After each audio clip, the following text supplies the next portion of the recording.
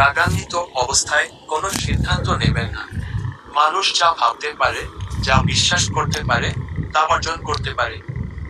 কুৎসা ও কাঙ্ক্ষতা থেকে দূরে থাকুন।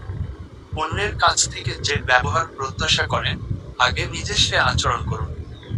নিজের ভুল স্বীকার করার মতো সাহসী হন। কারো আশাকে নষ্ট করবেন না।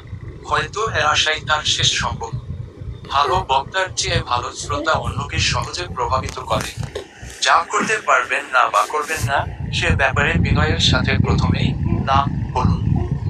কান পেতে থাকুন। সুযোগ অনেক সময়ই দরজায় খুব আস্তে করে টোকা দেয়। জীবনের লক্ষ্যকে পরিষ্কার রাখুন।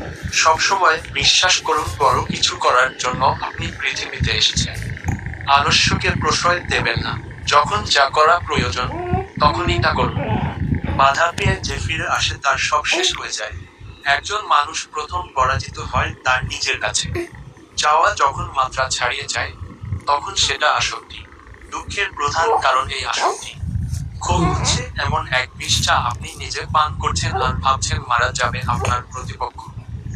দিনে বা রাতে, প্রকাশ্যে বা গোপনে, সচ্ছল বা অসচ্ছল অবস্থায় নিয়মিত দান স্রষ্টার রহমত আনে। তাই প্রশান্তি, প্রাচুর্য ও সমস্যা মুক্তির জন্য দান করুন।